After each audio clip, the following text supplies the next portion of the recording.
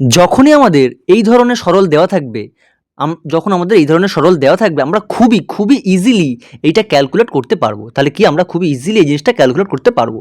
তাহলে আমাদেরকে প্রথম দেখতে হবে বাইরে কত আছে, 2।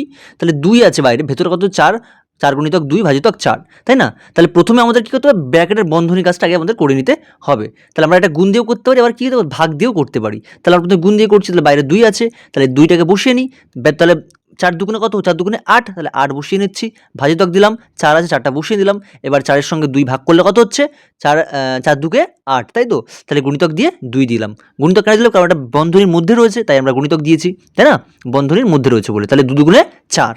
এবার আমরা ভাগের কাজে আসি, তাহলে গুণ দিয়ে করে দিলাম।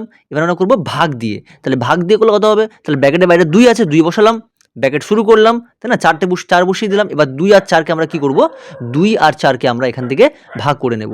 তাহলে 2 আর 4কে আমরা ভাগ করে নিলে কত হবে,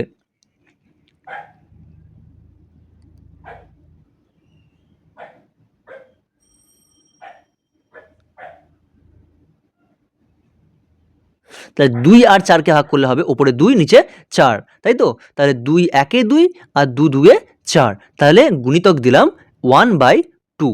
তাহলে কত হচ্ছে এখানে আমার, 2 দুয়ে 4, তাহলে ওপরে 2 1 করলে হবে কত, 2, আর 2 এর সঙ্গে আমার ব্র্যাকেটের মধ্যে